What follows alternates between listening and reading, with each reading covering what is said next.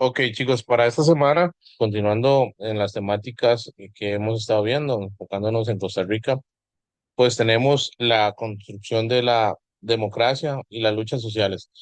¿Por qué es importante ver esto? Bueno, porque básicamente esto nos da un pie o nos da un hincapié para ver que pues los derechos que ahora gozamos no son producto, por ejemplo, de regalos del cielo, ¿verdad? No son cuestiones ahí que la divina providencia pues nos dio, sino más bien son cuestiones, por ejemplo, que responden a una lucha constante de las personas por obtener mejorías en su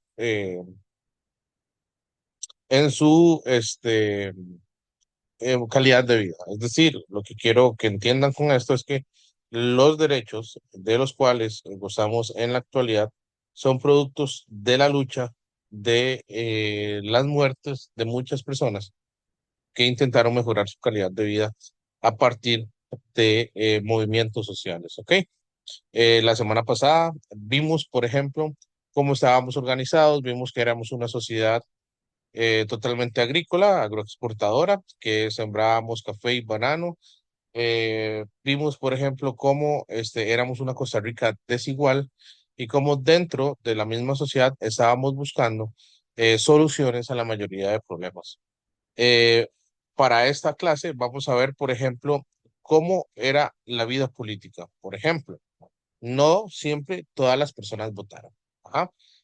Antes, en la época colonial, se basaba, por ejemplo, en si eran criollos y españoles. Es decir, las personas que eran españoles, europeos y las descendencias de ellos eran los que elegían, pues, quién iba a ostentar el poder político, ¿no? Por ejemplo, tenemos los sacerdotes que son sumamente importantes para esto, ¿verdad? Que también, ¿verdad? Iban a estar ahí. Pero en la construcción de la democracia, es decir, de 1821 eh, eh, en adelante, ¿verdad? La oligarquía cafetalera pues va a tener un poder importante. Y es así como se van a hacer este, la democracia, es decir, van a depender del poder ejecutivo. ¿Y quién era el poder ejecutivo? Bueno, las personas que estaban pues manejando el poder en este entonces. Para 1883 hay una reforma electoral que básicamente lo que hace es crear juntas de cantón, ¿verdad? Para que se elijan. Y la democracia es una democracia de segundo grado. ¿Qué quiere decir esto? Bueno, básicamente las personas que eran aptas para votar, como les estoy diciendo, no todos votaban, elegían a una persona la cual iba a elegir quién iba a ser el presidente. ¿Ok? Pero vean que el que está dentro de el centro de todo esto es el poder ejecutivo. ¿Qué quiere decir esto? Son los presidentes y los ministros de la época que iban a elegir quién iba a ser el presidente. Es decir, ellos eran juez y parte, hacían las elecciones y anunciaban el ganador. ¿Ok? Esto pues es algo, alguito pues ahora, ¿verdad? En la actualidad se ve un poquito poco moral, por ejemplo, perdón, de que por el ente encargado de los votos, pues esté o dependa, por ejemplo, de alguno de los poderes que esté en disputa del poder, ¿no? La reforma electoral, ¿qué hace? Bueno, básicamente lo que hace es generar juntas provinciales y juntas cantonales para tener un control horizontal perdón, verticalizado de las elecciones. ¿Qué quiere decir esto? Que va a estar las juntas cantonales, las juntas provinciales y las juntas nacionales. Entonces, en cada junta, pues se iba a elegir a personas que iban a su vez a elegir a quienes iban a ser, por ejemplo, eh, las personas que iban a ostentar el poder político, ya fuese presidentes o diputados. El Poder Ejecutivo tenía la capacidad de suspender las garantías individuales. ¿Qué quiere decir esto? Bueno, que podía, por ejemplo, encarcelar a personas que pues, así lo quisieran, ¿verdad? Entonces esto le ayudaba mucho, ¿verdad? A evitar o quitar a básicamente rivales electorales, ¿ok? Esto es sumamente complejo para que lo entendamos, ¿verdad? Porque es básicamente prohibirles a las personas realizar eh, pues su derecho al voto, ¿no? Y es sumamente complejo y violento, pues, esta es cuestión, ¿no? Eh, Otra cosa que les quería comentar, por ejemplo, es que esta ley empieza a formar parte y hay unas ciertas discusiones, por ejemplo, sobre quiénes votan y quiénes no. Eh, y la cuestión de la impugnación. Básicamente, los reclamos de nulidad podían ser presentados ante las juntas electorales, ¿verdad? Pero básicamente ¿quién veía estas quejas? Pues el Poder Ejecutivo. Y básicamente, vamos a ver, es como que ustedes tengan un problema conmigo, se quejen con quién, conmigo y que yo sea mi jefe, por ejemplo, algo, o sea, que yo sea la persona que tenga el control sobre todo y que ustedes se quejen de mí, conmigo y que yo tenga que elegir un castigo para mí. ¿Verdad? Básicamente es como dice el juez y parte, ¿no? Eh, y para ¿quiénes elegían? Bueno, personas que tenían tener 21 años cumplidos, saber leer y escribir. Ok, esto suena como muy básico y ustedes podrían decir, bueno, ¿quién no sabe leer y escribir? En 1883 las personas que se veían leer eran muy pocas, ¿verdad? Y por ejemplo, que usted hubiese ido o formado parte de alguna cuestión académica, por ejemplo, que usted haya ido a la escuela o al colegio, por ejemplo, y eso ya pues daba pie a que usted era una persona de capital avanzado. ¿Qué quiere decir esto? Que usted tenía dinero, ¿no?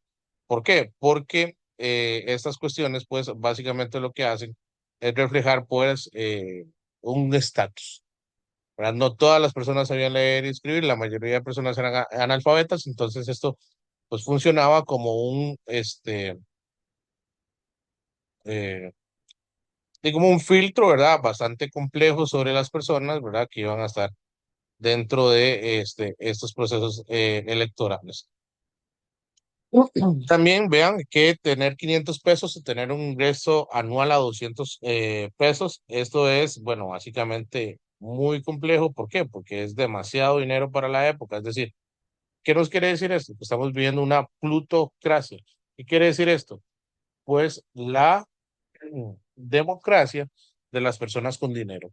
Es decir, solo las personas con algún dinero y un alto nivel cultural podían participar de las elecciones. Entonces, no se puede afirmar que las elecciones pues eran para todos y todas, ¿no? Estamos hablando como, por ejemplo, estas elecciones sí o sí dependían de la, eh, el capital, ¿verdad? Y el dinero de las personas, ¿ok? ¿Cuáles son las características y las reformas? Bueno, hay varias. Por ejemplo, el señor que ven acá es Jiménez, el presidente eh, Ricardo Jiménez. Él fue presidente 3 veces, por ejemplo, estuvo en Oriamuno de Cartago, etcétera, etcétera. Eh, bueno, ¿qué con él? Bueno, él hace varias reformas. Él quería que el voto fuese directo, es decir, que las personas no eligiesen a otras para que éstas eligiesen quién iba a ser o no el presidente o la presidenta, ¿verdad? Esto, por ejemplo, eh, es muy importante. También lo que intentaba hacer era que las personas pudiesen votar de manera secreta. ¿Qué quiere decir esto? Que las personas no se den cuenta por quién está votando usted. ¿Qué pasa si las personas saben por quién votan ustedes? Bueno, básicamente puede servir para chantaje, para manipulaciones, ¿ok? Y eso es muy importante que pues se mantenga el voto secreto porque realmente lo que hace es marcar la importancia, ¿no? De que todas las elecciones pues sean de manera correcta, ¿no? Que no haya ningún tipo de vicio, ¿verdad? Electoral en la cual se le obliga a usted a votar por una persona. Eh, la aprobación del sufragio directo tuvo un impacto profundo, es decir, imagínense, ya no están estas personas eh, haciendo o deshaciendo, ¿verdad? Y incluso, digamos, hay un juego político que se quita. Este, estas las hacen en 1913, pero eh, es para 1925 donde le hacen caso al señor Eremuno y pues empiezan, por ejemplo, a hacer el voto secreto y el voto directo. Es muy importante esto porque, bueno, antes, como les decía, servía para, pues, malversaciones o, digamos, cuestiones espurias referentes al voto, ¿no? El sufragio se ejerce de directo por método secreto y las juntas populares elegían al presidente, ¿verdad? Eso es muy importante porque antes las elecciones de diputados y de eh, presidentes no iban en la misma, no iban en el mismo día, ¿no? Y no se elegían en en la misma forma, ¿no? Esto provocó, por ejemplo, que pues hubiesen problemas, ¿no? ¿Qué reformas se hicieron en 1927? Que ningún candidato que básicamente se genera la segunda ronda, básicamente cuando una persona no elegía o no salía electa con una mayoría de votos, se hacía una segunda vuelta. Básicamente, el gobierno tiene que hacer las papeletas. Las juntas de voto podían incluir o excluir a ningún votante, ¿verdad? Es decir, ¿qué quiere decir esto? Que las personas que estaban ya dentro del padrón no podrían ser quitadas de alguna manera. Y el registro cívico, pues vienen a implantarse lo que actualmente conocemos como cédulas. Las cédulas, pues de identidad sirven para eso, para garantizar eso. Antes de esta época, por ejemplo, no se,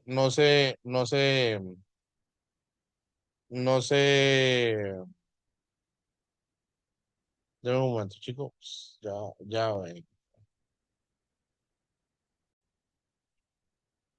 ok, volviendo, perdón por esa interrupción, volviendo, lo que les decía es que, por ejemplo, empiezan a nacer las cédulas y esto es sumamente importante porque se empieza a garantizar que la identidad de la persona que está emitiendo el voto sea la correcta. Oye, imagínense no tener el control de las cédulas antes o, por ejemplo, que no hubiese un control correcto sobre la identidad de las personas. Esto provocaba, como les comentaba, este tipo de problemáticas, ¿no? En el cual se suplantaban identidades y básicamente, pues las elecciones no eran de una manera, pues, 100% pues pura o, por ejemplo, no con los parámetros que contamos en la actualidad, ¿no? Mm. Eh, Esto para 1927. ¿Qué no traía esta reforma? Bueno, básicamente que los ciudadanos que estaban en quiebra no podían votar. No se exigió el uso de la cédula, entonces, por ejemplo, sirvió que muchos carnets por allá se pudieran falsificar. Y el voto femenino no fue tomado en cuenta para pues las estrategias, ¿no? eh, que estamos pues tomando acá en cuenta, ¿no? ¿Qué quiere decir esto? Bueno, que básicamente las fotos pues no eran una cuestión que fuesen importantes para las personas. Esto provocó una serie de problemáticas, ¿no? Que bueno, luego se tuvieron que solventar de una manera pues mejor, ¿no? Eh, ¿Qué cambios económicos hay en esta época? Bueno, básicamente la crisis económica nos afectó, la crisis de la Segunda Guerra Mundial, pues también, ¿no? Es decir, la disminución de las exportaciones provocó una Costa Rica sumamente pobre, hubo una inflación, es decir, las cuestiones eran más caras, por ende las condiciones de vida se van a deteriorar y básicamente hubo una serie de pobreza pues compartida. La mayoría de gente estaba desempleada, habían bajos salarios. La mayoría de personas vivían en este, condición de pobreza. Había una falta de vivienda. ¿Por qué? Porque no habían, pues no estaban los estados pues pendientes de brindar esta especie de servicios a a las personas, ¿no? Y básicamente lo que se provocaba era una Costa Rica sumamente compleja, una Costa Rica sumamente pobre, ¿no? Que básicamente lo que eh, era una Costa Rica igualitaria, sí, una igualitaria, pero para abajo. Es decir, la mayoría de personas no tenían acceso a la vivienda, no tenían acceso a programas de salud, ¿verdad? Es decir, todas las cuestiones, por ejemplo, de un Estado social de derecho como el que tenemos ahora, en el cual pues hay instituciones que velan por la igualdad de oportunidades, de que todos estemos en la misma sintonía, de que todos tengamos acceso a educación, salud, etcétera, etcétera, pues no era una cuestión que pues estaba pues presente, ¿no?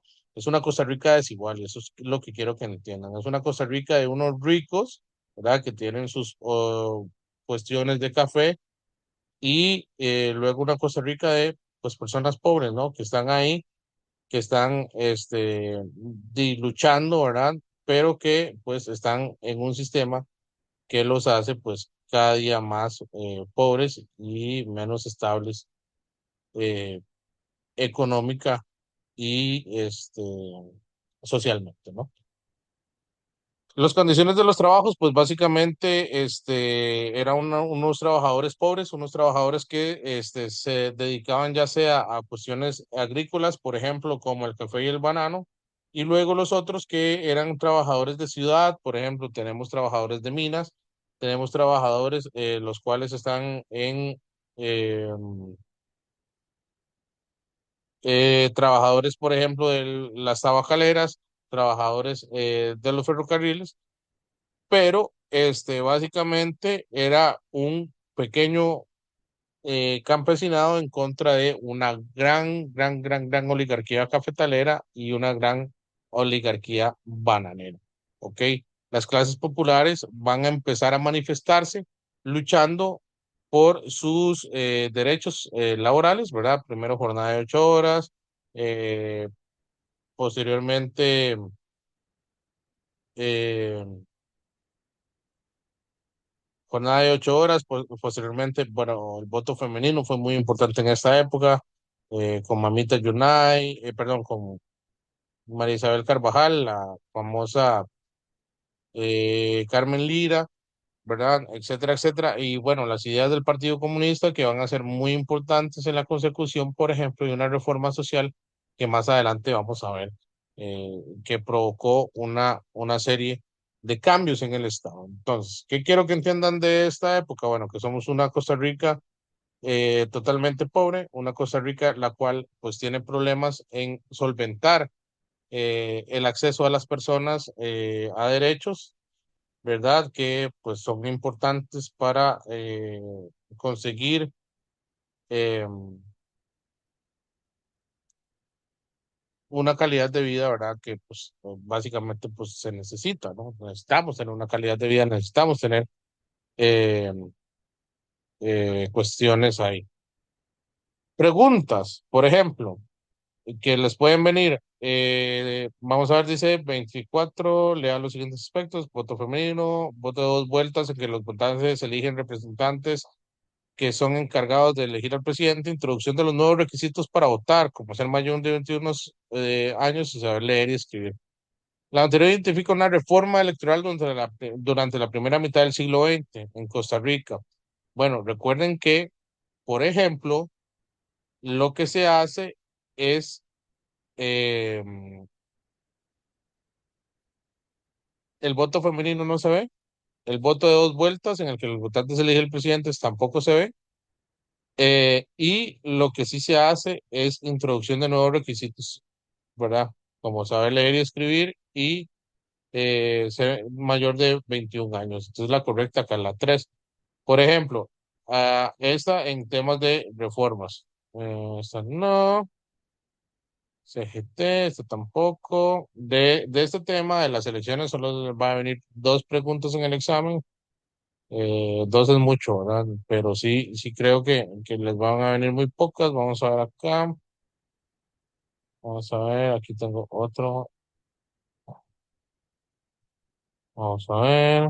Creo que acá sale otro examen que nos puede servir para eso. Vamos a ver. Ok.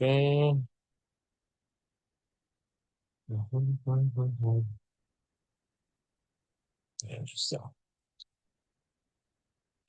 Ajá. No, esto no. Uy. Dame un momento, perdón.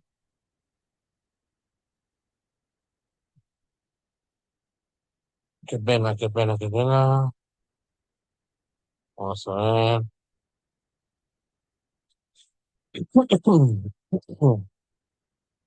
Globalización. Ujú.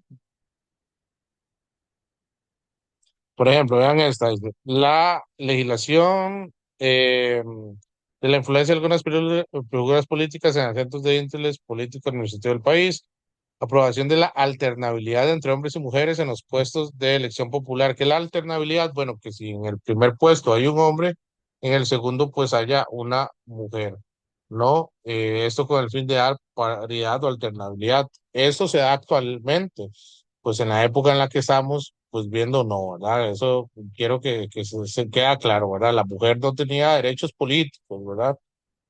Eh, Dice, la oportunidad de la ciudadanía de ejercer su derecho a elección por medio del voto directo sin presencia de intermediarios, ¿verdad? Recuerden, pero vamos a ver, ¿qué es la ciudadanía? Recuerden que habíamos quedado al lado, ¿verdad? Que la ciudadanía eran aquellas personas que tenían 21 años y sabían leer y escribir, ¿verdad? Entonces, que esta ciudadanía, pues no es una ciudadanía para todos y todas, dice, la obligatoriedad de incluir a lo interno de los partidos políticos un 50% de participación femenina.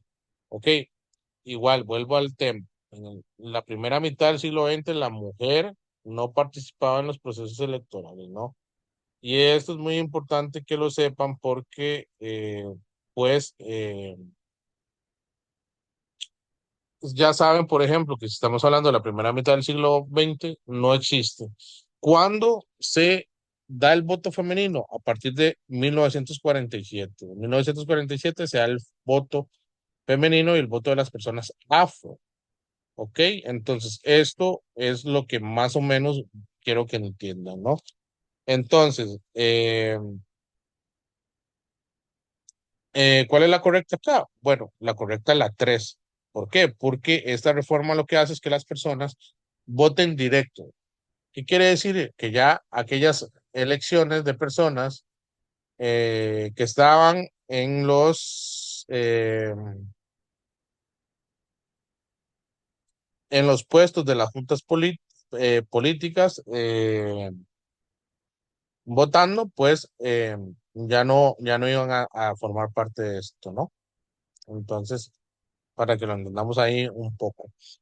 Entonces, la correcta es esta. Vamos a ver, creación de la universidad. Ok, ya esto lo eh, dejamos por acá. Vamos a seguir ahora más adelante en la siguiente, que vamos a hablar un poco de eh, la reforma social de 1940 y cómo esto, por ejemplo, provocó un cambio, ¿no? En las personas, ¿no? Entonces ya casi vuelvo y nos vemos en 5 minutos, ¿les parece? A las 45, ¿les parece? Bueno.